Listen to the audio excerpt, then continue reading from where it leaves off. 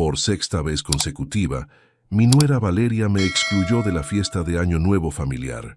Sexta vez que me enteré por casualidad de que todos mis hijos, nietos, yernos y nueras estaban reunidos celebrando mientras yo pasaba completamente solo la medianoche más importante del año en mi casa vacía y silenciosa.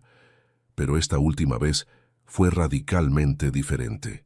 Esta vez, en lugar de quedarme llorando en silencio como había hecho durante los 5 años anteriores, esperando que las cosas cambiaran mágicamente, tomé el teléfono con determinación, llamé a una inmobiliaria, puse en venta inmediata la casa de 400 metros cuadrados que había construido ladrillo por ladrillo durante décadas pensando exclusivamente en el futuro de mi familia. Y exactamente 3 semanas después, me mudé definitivamente a un apartamento de 2 ambientes frente al mar en 1900 en la costa. Mi nombre es Aurelio Castillo.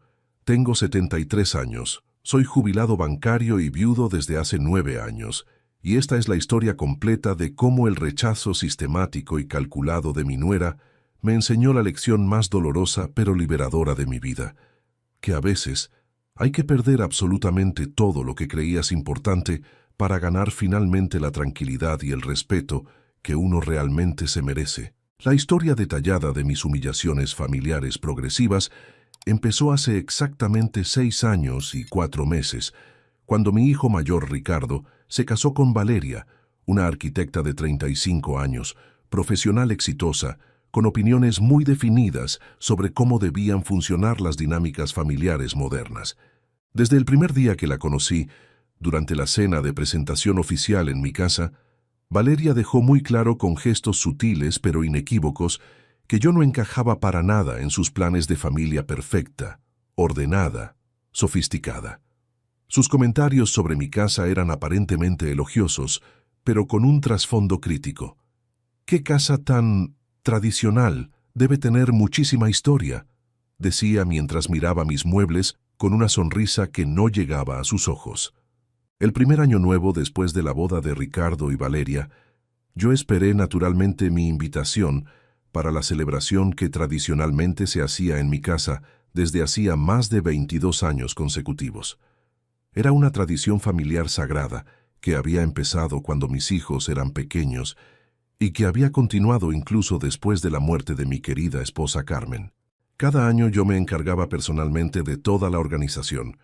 Compraba la comida para 50 personas, decoraba toda la casa con motivos festivos, conseguía los mejores fuegos artificiales, preparaba la música, coordinaba que cada familia trajera algo específico para compartir. Pero 2 días antes del 31 de diciembre, Ricardo me llamó con una voz extrañamente incómoda, nerviosa, como cuando era adolescente, y tenía que contarme algo que sabía que no me iba a gustar.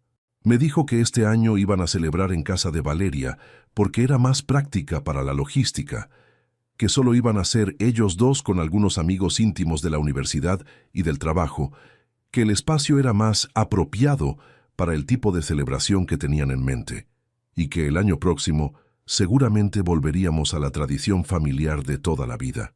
Yo me quedé genuinamente sorprendido y confundido, porque nunca en más de 2 décadas habíamos celebrado Año Nuevo fuera de mi casa, porque mi casa tenía espacio cómodamente para 50 personas y jardín para los niños, porque yo siempre me había encargado de absolutamente todo el catering, la decoración, la música, los fuegos artificiales que tanto les gustaban a mis nietos.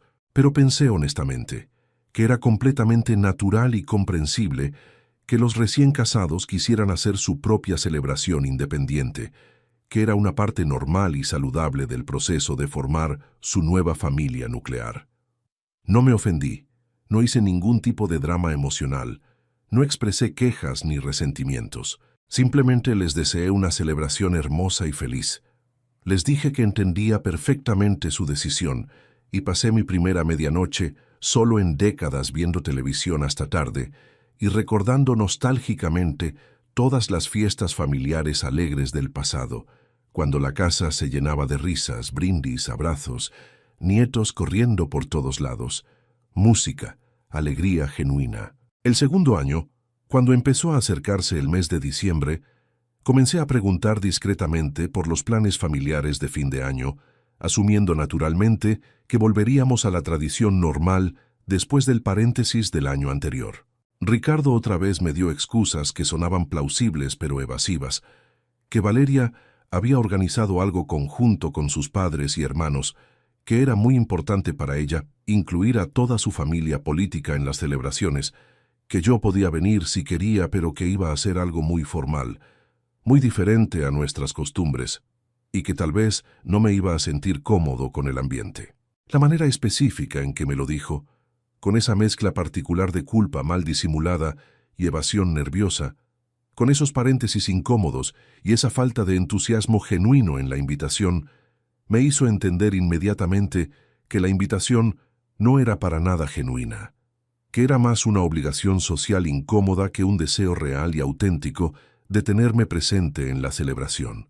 Era una invitación de compromiso, diseñada para que yo mismo decidiera no ir y así liberarlos de la incomodidad de excluirme directamente. Decidí no ir porque no quería convertirme en el invitado incómodo, en el suegro tolerado por educación, en el abuelo que está ahí físicamente porque hay que invitarlo por obligación familiar, pero que molesta con su presencia, que no encaja con el ambiente, que desafina con la sofisticación que ellos querían proyectar. Pasé el segundo año nuevo completamente solo otra vez, pero esta vez con una tristeza mucho más profunda y preocupante, porque empezaba a entender claramente que esto no era una situación temporal de adaptación, que Valeria había decidido sistemáticamente reconfigurar todas las tradiciones familiares establecidas sin incluirme para nada en sus planes. El tercer año, ni siquiera me mencionaron absolutamente nada sobre la fiesta hasta después del 2 de enero, cuando Ricardo vino a visitarme con una cara de culpabilidad tan evidente que no podía disimularla.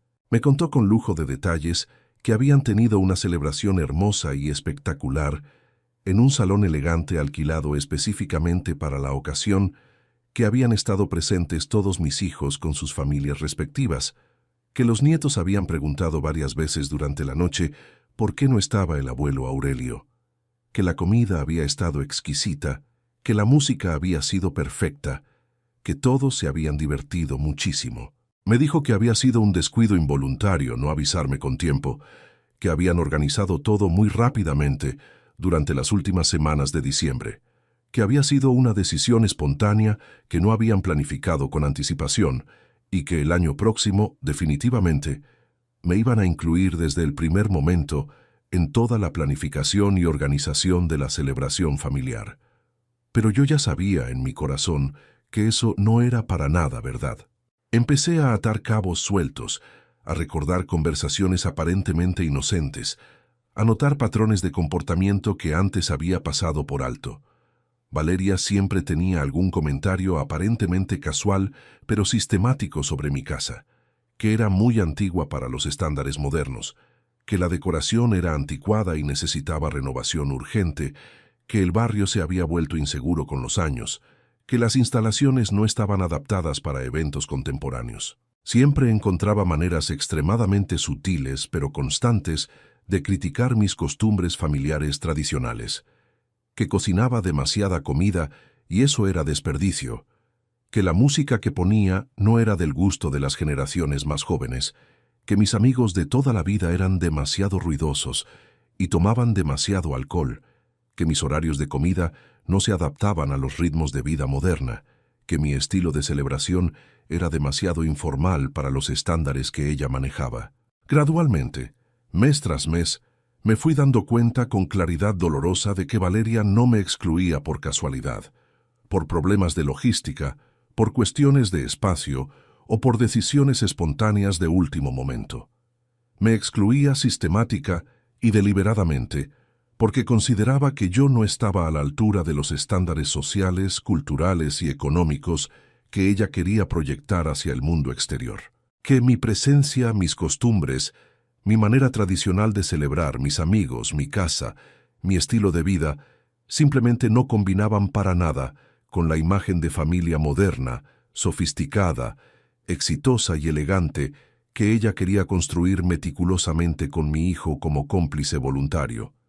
El cuarto año, decidí ser proactivo y tomar el control de la situación antes de que se repitiera el patrón doloroso. En noviembre llamé directamente a Ricardo para preguntarle específicamente sobre los planes de Año Nuevo, para ofrecerme a colaborar activamente con la organización, para asegurarme de que esta vez, definitivamente, sí iba a estar incluido desde el principio en todas las actividades familiares. Ricardo me respondió con evasivas que ya empezaban a sonar familiares, que todavía no habían decidido nada concreto, que probablemente iban a hacer algo tranquilo y sencillo en casa, que por supuesto me iban a avisar en cuanto tuvieran todos los detalles definidos. Pero exactamente el 28 de diciembre, completamente por casualidad, me encontré con una vecina del barrio que me contó que había visto a toda mi familia extendida en el supermercado grande comprando cantidades enormes de comida, bebidas, decoraciones y fuegos artificiales para una fiesta grande.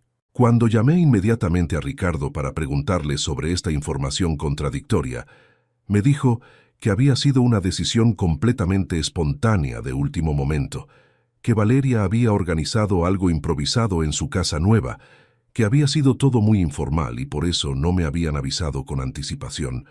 Esa vez sí me enojé abiertamente. No podía seguir fingiendo que no entendía perfectamente lo que estaba pasando año tras año. Le dije a Ricardo con total claridad que me dolía profundamente ser excluido sistemáticamente de las celebraciones familiares más importantes, que no entendía por qué mi propia familia me dejaba deliberadamente afuera de los momentos que más significaban para todos nosotros. Ricardo se puso inmediatamente a la defensiva. Me dijo que yo estaba exagerando dramáticamente la situación, que no era una exclusión personal dirigida contra mí, que simplemente las cosas habían cambiado con los tiempos modernos y que tenía que adaptarme a las nuevas realidades familiares. Pero la frase específica que más me dolió y que nunca voy a olvidar fue cuando me dijo con una frialdad que me sorprendió: «Papá, Valeria tiene derecho a organizar las cosas exactamente como ella quiera en su propia casa, y vos tenés que respetar completamente eso». Como si mi presencia fuera una imposición molesta, como si mi deseo natural de estar con mi familia en las fechas más importantes del año fuera un capricho irrazonable de viejo entrometido que no entiende los límites apropiados. El quinto año ya ni siquiera pregunté por los planes familiares. Me resigné completamente a pasar Año Nuevo solo, pero esta vez con una amargura profunda que me estaba consumiendo literalmente desde adentro. Sabía con certeza absoluta que en algún lugar de la ciudad toda mi familia estaba junta, riendo, brindando, haciendo memorias hermosas, mientras yo estaba sentado en mi casa como un mueble olvidado que ya no sirve para nada útil y que molesta cuando ocupa espacio. Durante esos 5 años consecutivos de exclusiones sistemáticas, mi relación con mis otros 2 hijos también se fue deteriorando gradual pero inevitablemente.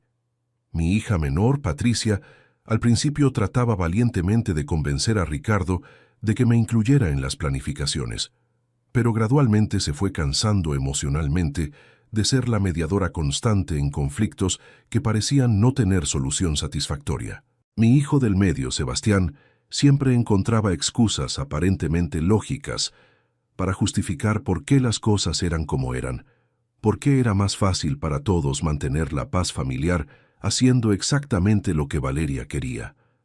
Los nietos también empezaron gradualmente a acostumbrarse a mi ausencia sistemática de las celebraciones familiares importantes. Antes me preguntaban constantemente por qué no iba a las fiestas como antes, por qué no estaba presente en los cumpleaños como todos los años anteriores, por qué parecía que yo ya no era parte de las tradiciones familiares que ellos recordaban de su infancia temprana. Pero después de varios años consecutivos de exclusiones, dejaron naturalmente de preguntar porque mi ausencia se había normalizado completamente en sus mentes infantiles. Empezaron a ver como perfectamente normal que el abuelo Aurelio no estuviera presente en las celebraciones importantes de la familia, como si yo nunca hubiera sido parte integral de esas tradiciones, como si mi participación histórica en todas las fiestas familiares hubiera sido opcional o accidental. Eso me dolía infinitamente más que todas las exclusiones directas juntas. Ver cómo mis propios nietos se estaban acostumbrando naturalmente a vivir sin mí, a celebrar sin mi presencia, a construir memorias familiares donde yo simplemente no existía. Ver cómo una nueva generación de mi propia familia estaba creciendo con la idea de que yo era prescindible, de que las fiestas familiares funcionaban perfectamente sin mi participación, de que mi ausencia no afectaba para nada la calidad o la alegría de las reuniones familiares. Era como ser borrado gradualmente de la historia familiar, como si mis décadas de organizar celebraciones, de crear tradiciones, de ser el centro de reunión de toda la familia extendida, nunca hubieran existido realmente. Durante estos años, también noté otros patrones sistemáticos de exclusión que iban mucho más allá de las celebraciones de Año Nuevo. Los cumpleaños de mis nietos empezaron a celebrarse en lugares que coincidentemente eran pequeños, caros, sofisticados o geográficamente difíciles de acceder para mí. Restaurantes exclusivos donde había que hacer reserva con meses de anticipación, salones de fiestas temáticos que costaban fortunas, lugares donde claramente yo no encajaba con mi estilo de vida de jubilado de clase media. Las reuniones familiares se organizaban sistemáticamente en fechas que Valeria sabía perfectamente, que yo no podía asistir por compromisos médicos previamente programados, citas con especialistas que no se podían reprogramar o actividades personales que ella había escuchado que tenía planificadas. Las fotos familiares oficiales se sacaban estratégicamente en momentos cuando yo no estaba presente, como si quisieran documentar y preservar una versión de la familia que no me incluía para nada. Valeria había logrado algo extremadamente sofisticado y calculado. Me había borrado gradual, pero sistemáticamente de la vida familiar activa sin nunca decirme abiertamente que no era bienvenido en las reuniones. Siempre había excusas perfectamente plausibles, siempre había justificaciones aparentemente razonables, siempre había explicaciones lógicas que sonaban convincentes, pero el resultado final era invariablemente el mismo.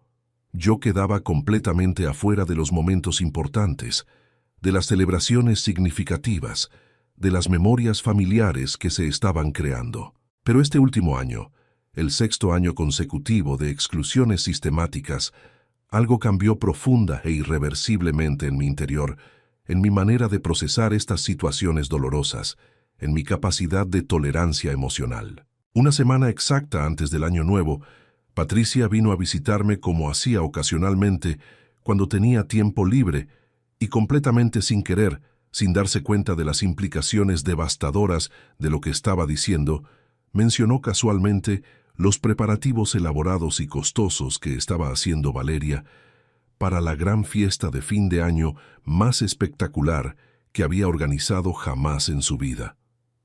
Patricia habló con entusiasmo genuino e inocente de la decoración temática carísima que había encargado a diseñadores profesionales especializados en eventos exclusivos, del servicio de catering gourmet que había contratado especialmente para la ocasión, de los invitados especiales importantes que iban a venir desde otras ciudades específicamente para esta celebración, de lo emocionados que estaban todos mis nietos con los regalos sorpresa que Valeria había preparado con meses de anticipación, de la música en vivo profesional que había contratado para amenizar la fiesta, de los fuegos artificiales profesionales espectaculares que había organizado para la medianoche en el jardín.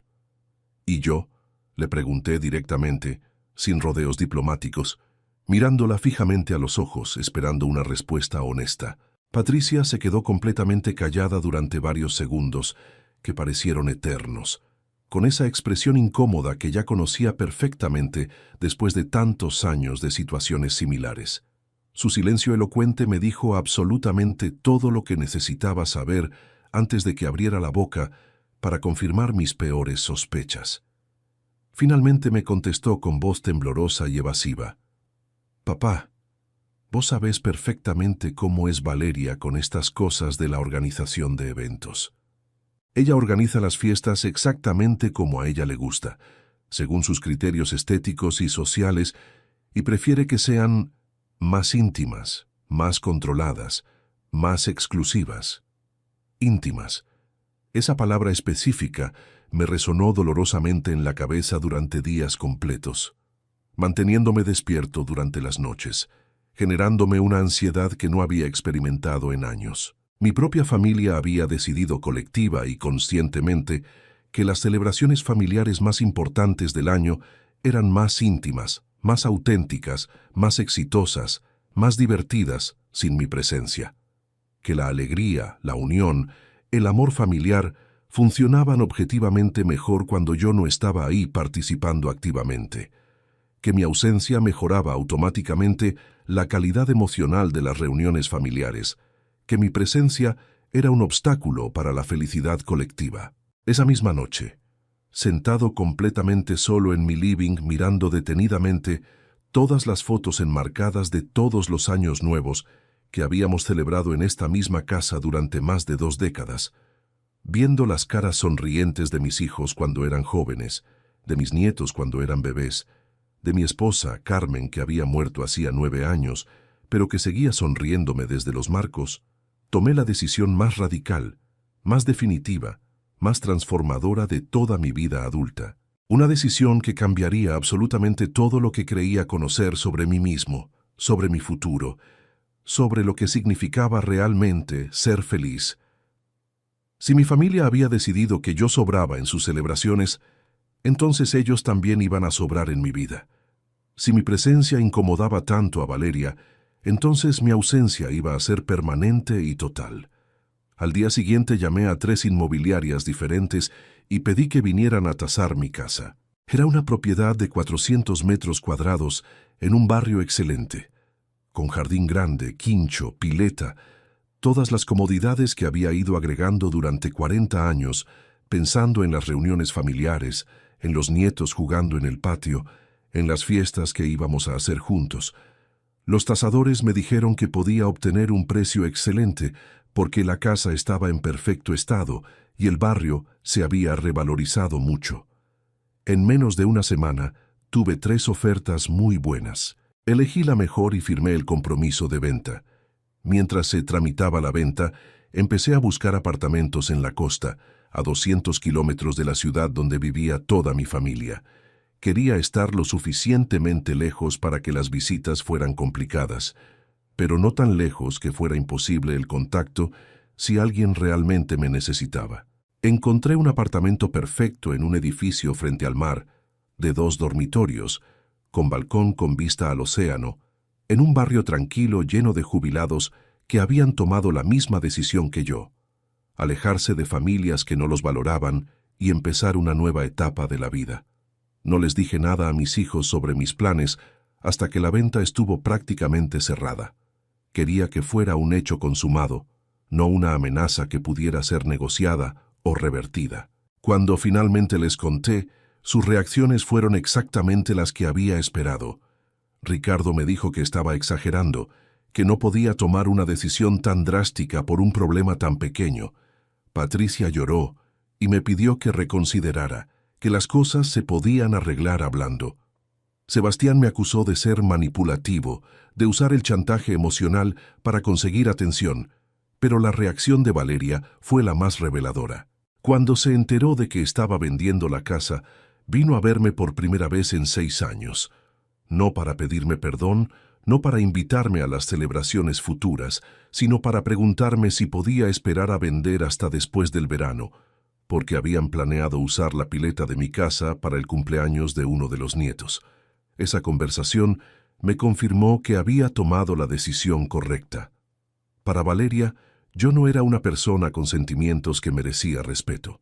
Era el dueño de una casa con pileta, que podía ser útil ocasionalmente para sus eventos sociales. Mi valor como ser humano se reducía a los recursos que podía aportar a sus planes. Le dije que la casa ya estaba vendida y que el nuevo dueño tomaría posesión en 3 semanas. Valeria se enojó, me dijo que era un egoísta, que no pensaba en mis nietos, que estaba destruyendo a la familia por un berrinche de viejo resentido. Pero ya no me afectaban sus palabras. Durante 6 años había permitido que me hiciera sentir invisible, prescindible, molesto. Había aceptado ser tratado como un mueble viejo que se puede arrinconar cuando estorba.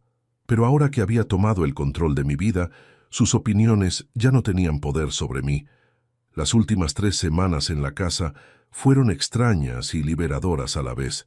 Cada objeto que empacaba, cada mueble que regalaba o vendía, cada foto que guardaba, era como cerrar un capítulo de mi vida que había terminado hace mucho tiempo, pero que yo no había tenido el coraje de aceptar. Mis hijos vinieron varias veces a tratar de convencerme de que no me fuera.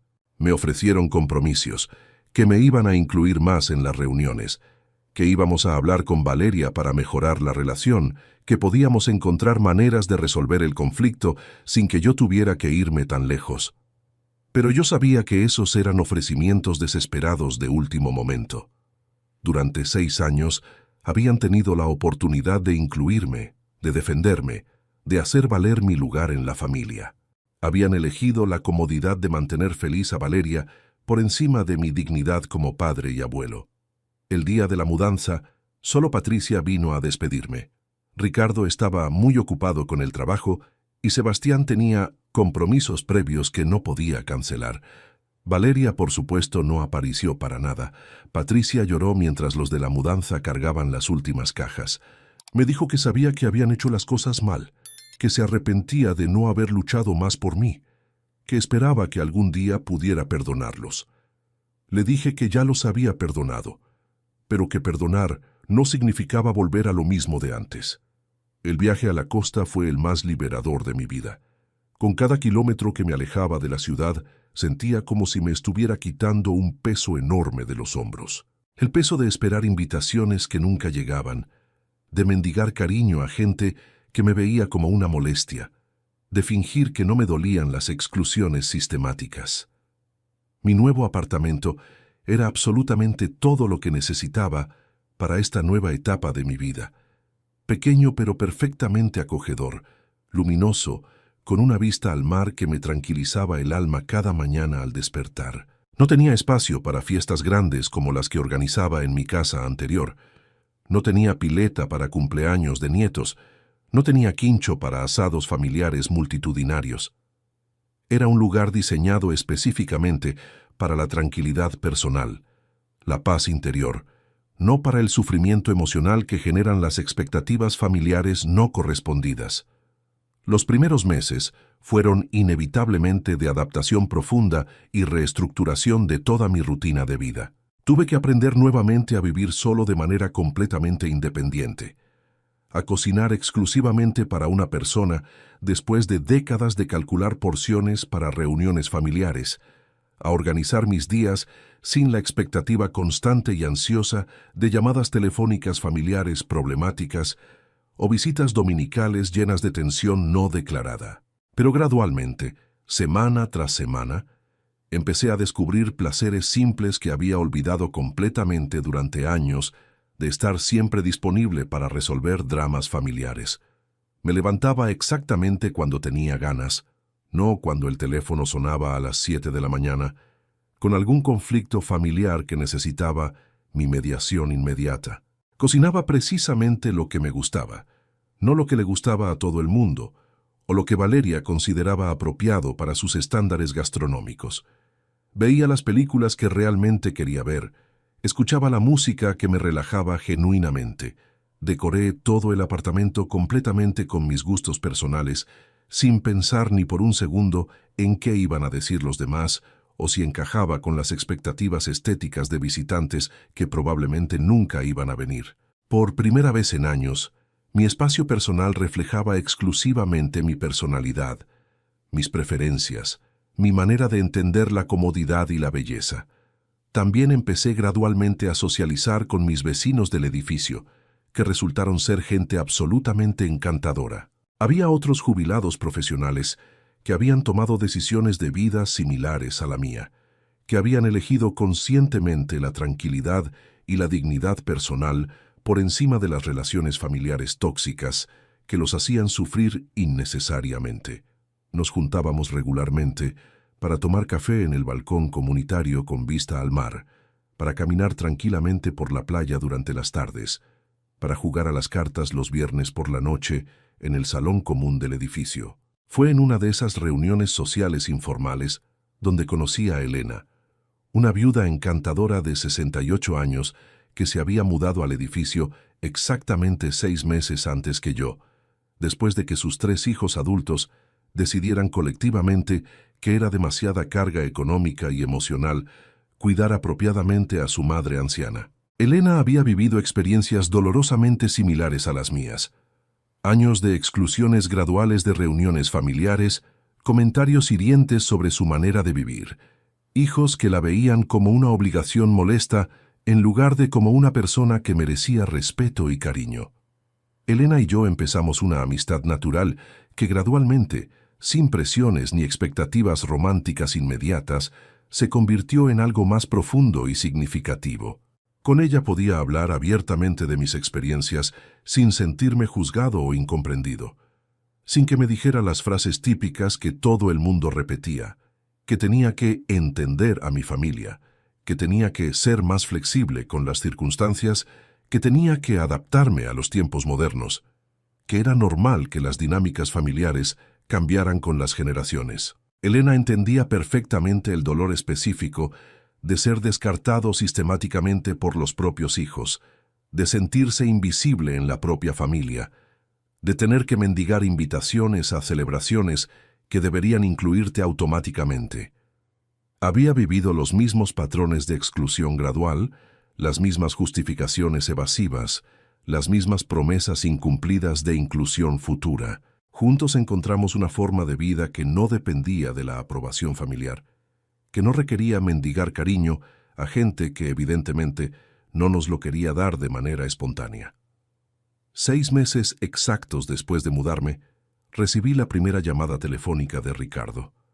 No para disculparse genuinamente por los años de exclusiones, no para decirme que me extrañaba como padre, no para reconocer que habían cometido errores graves en el manejo de las relaciones familiares. Me llamó específicamente para pedirme que considerara volver, porque uno de mis nietos, Matías, de 8 años, había preguntado por el abuelo Aurelio durante el almuerzo dominical y había dicho que extrañaba las historias que yo le contaba. Como si mis sentimientos, mi dignidad, mi bienestar emocional fueran menos importantes que la curiosidad pasajera de un niño que probablemente se olvidaría de mí completamente en pocas semanas si no volvía a verme. Como si 8 años de construcción de vínculos afectivos pudieran ser reemplazados tan fácilmente que mi ausencia fuera solo un inconveniente menor que se podía resolver con una llamada telefónica manipulativa. Le expliqué pacientemente que estaba muy bien en mi nueva vida, que había hecho amigos genuinos y solidarios, que tenía una rutina diaria que me hacía feliz, que había encontrado una tranquilidad interior que no había experimentado en años. Ricardo se sorprendió visiblemente con mi respuesta, como si genuinamente no hubiera considerado la posibilidad de que yo pudiera estar bien, contento, realizado sin ellos. Como si hubiera asumido automáticamente que yo estaría sufriendo en silencio, esperando desesperadamente su llamada de rescate. Me preguntó directamente cuándo tenía planeado volver, y cuando le expliqué con total claridad que no tenía absolutamente ningún plan de regresar a la ciudad, que mi mudanza había sido definitiva, que había encontrado una nueva vida que me satisfacía completamente, se enojó de manera desproporcionada. Me acusó de ser rencoroso, de castigar innecesariamente a toda la familia por los errores de una sola persona, de ser egoísta al priorizar mi comodidad personal por encima del bienestar emocional de mis nietos que me necesitaban como figura paterna suplementaria. Le respondí con total honestidad que no estaba castigando a nadie, que no estaba actuando por rencor o venganza, que simplemente había elegido vivir donde me sentía genuinamente valorado, respetado, incluido, querido, que durante 6 años consecutivos había esperado pacientemente que me incluyeran en las celebraciones familiares importantes, y que ahora había decidido incluirme yo mismo en una vida que me proporcionaba alegría real, en lugar de ansiedad y humillación constantes. Durante el primer año completo en la costa, mis 3 hijos me llamaron esporádicamente, pero siempre había una agenda específica detrás de las llamadas telefónicas. Querían que volviera temporalmente para algún evento familiar donde mi presencia solucionaría problemas logísticos, necesitaban que cuidara gratuitamente a algún nieto durante las vacaciones escolares. Querían pedirme dinero prestado para algún gasto imprevisto que no podían cubrir con sus propios ingresos. Necesitaban que firmara documentos relacionados con herencias familiares o propiedades compartidas. Nunca, absolutamente nunca, me llamaban exclusivamente para saber cómo estaba, para contarme sobre sus vidas cotidianas, para mantener una relación filial genuina basada en el cariño mutuo, para preguntarme si necesitaba algo, si me sentía solo, si estaba bien de salud. Todas las llamadas tenían un propósito utilitario específico que me convertía en un recurso a explotar más que en un padre a quien extrañar y valorar. Patricia fue la única que eventualmente se tomó el tiempo y el esfuerzo de venir a visitarme personalmente. Pasó un fin de semana largo en mi apartamento y pudo ver por primera vez en muchos años lo genuinamente relajado, contento, tranquilo que estaba en mi nueva vida. Me dijo con total sinceridad que no me había visto tan en paz conmigo mismo desde antes de que Valeria entrara oficialmente en la familia y empezara a reconfigurar todas las dinámicas relacionales según sus preferencias personales. Durante esa visita reveladora, Patricia me contó detalles que yo no conocía sobre cómo habían evolucionado las cosas en la familia durante mi ausencia. Me explicó que Valeria había empezado gradualmente a excluir también a otros familiares que no le gustaban o que no encajaban con su visión de familia ideal, que había conflictos constantes sobre quién podía participar en qué eventos, que mis otros dos hijos empezaban finalmente a darse cuenta de cómo Valeria manipulaba sistemáticamente las dinámicas familiares para mantener control total sobre las relaciones interpersonales. Pero para ese momento yo ya no sentía satisfacción personal por esas revelaciones tardías, ni me generaban sensación de reivindicación o justicia poética.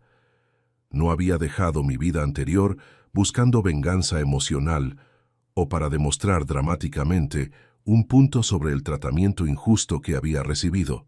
La había dejado porque había encontrado algo objetivamente mejor para mi bienestar: paz mental genuina, respeto propio restaurado, relaciones sanas con gente que me valoraba auténticamente por quien era, no por lo que podía hacer por ellos o por los recursos que podía proporcionar.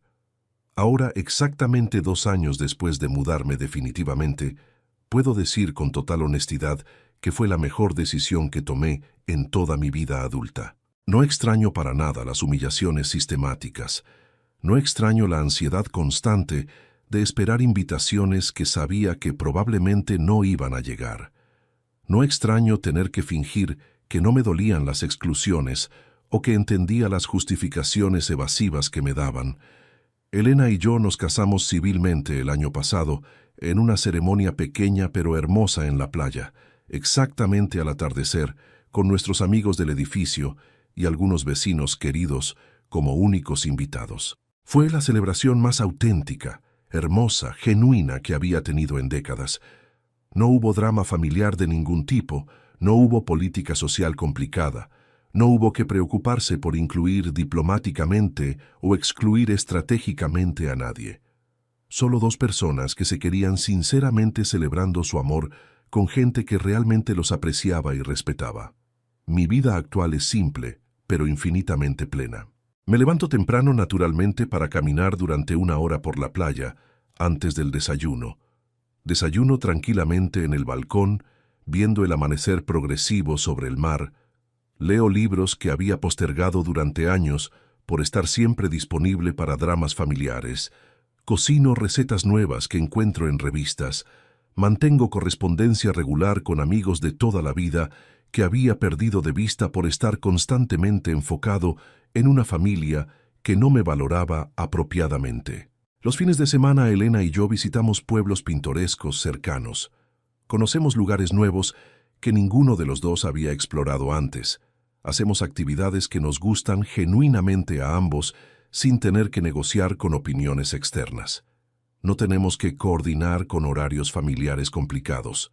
No tenemos que consultar sobre dónde ir o qué hacer con gente que probablemente va a criticar nuestras elecciones.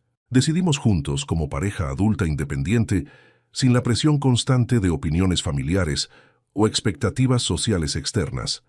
Ocasionalmente, recibo noticias indirectas de mis hijos a través de Patricia, que mantiene una relación cordial y respetuosa conmigo. Sé que Ricardo y Valeria se divorciaron el año pasado después de varios años de conflictos crecientes, que hubo peleas legales terribles por la custodia compartida de los nietos, que la familia nuclear que ella había tratado de controlar tan meticulosamente se desintegró completamente cuando todas las tensiones acumuladas durante años finalmente explotaron de manera irremediable.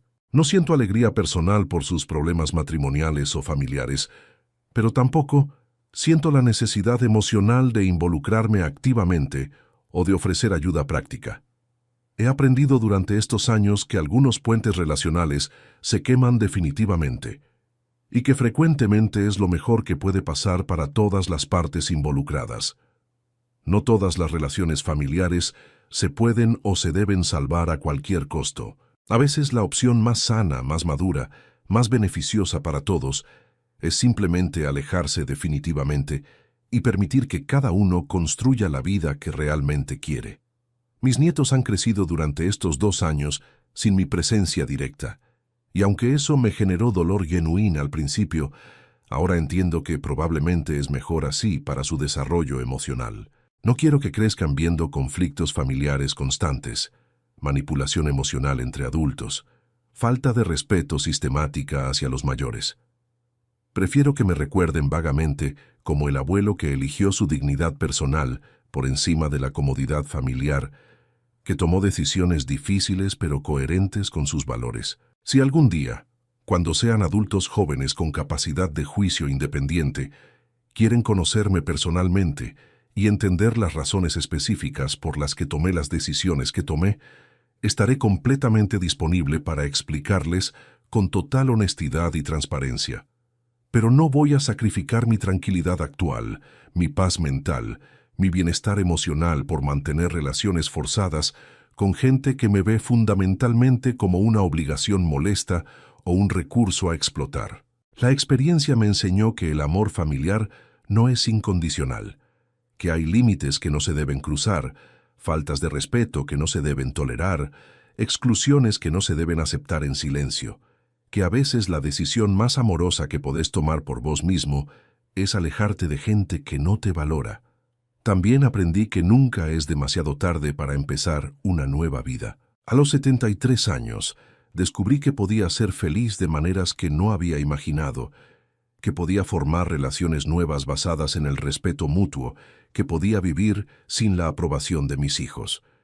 La soledad que tanto me había asustado durante años resultó ser mucho menos dolorosa que la humillación constante.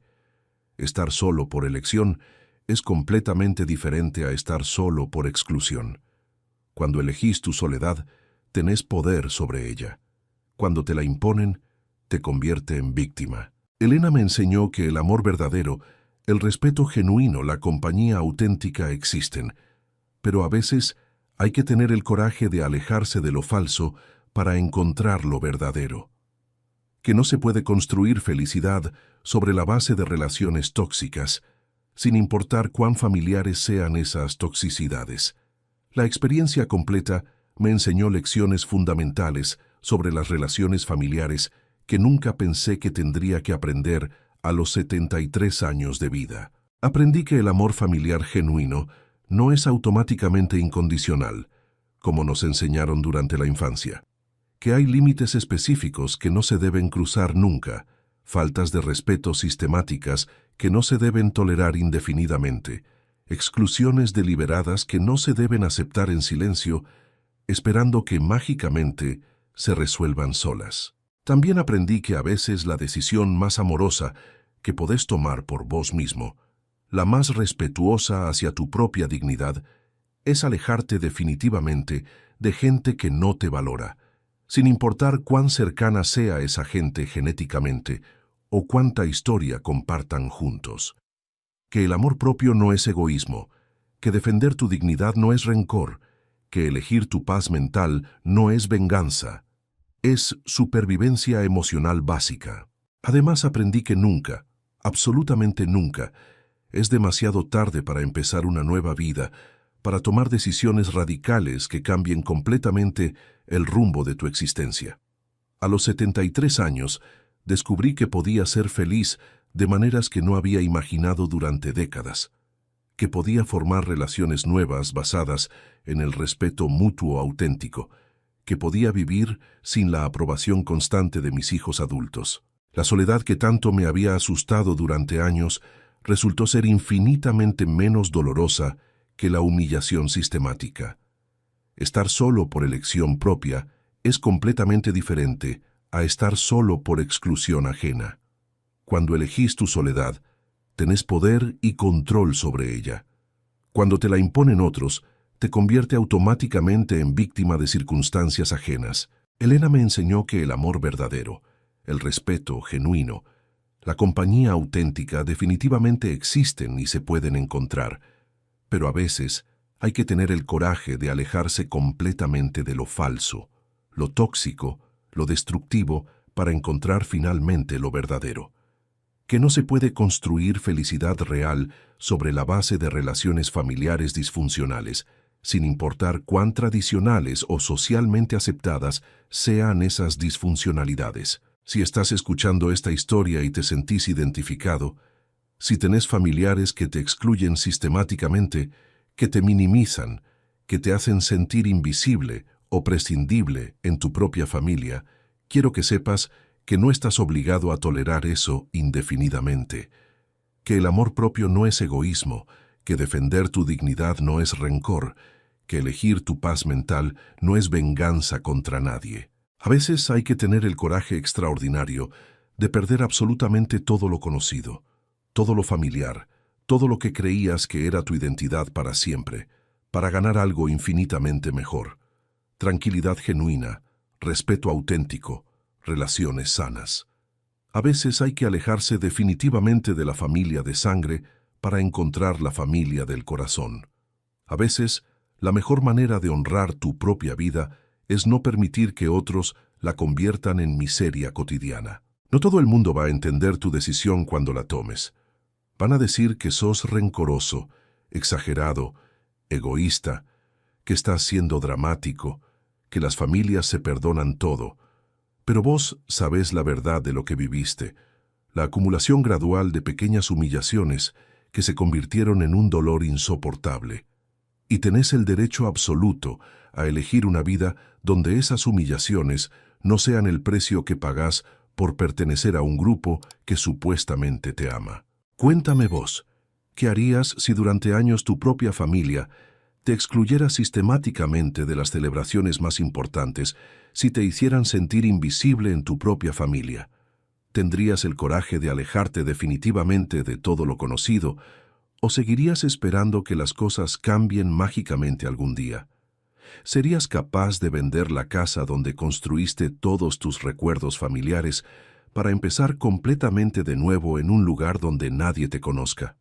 Y contame desde qué ciudad me estás escuchando, porque quiero saber que esta historia llegó a gente que entiende profundamente que la dignidad personal no se negocia bajo ninguna circunstancia, que el respeto hacia los mayores no es opcional en una familia funcional, que a veces la decisión más valiente y transformadora que podés tomar es la de empezar de nuevo, sin importar la edad que tengas o cuánto duela dejar atrás lo que creías que era tu vida para siempre.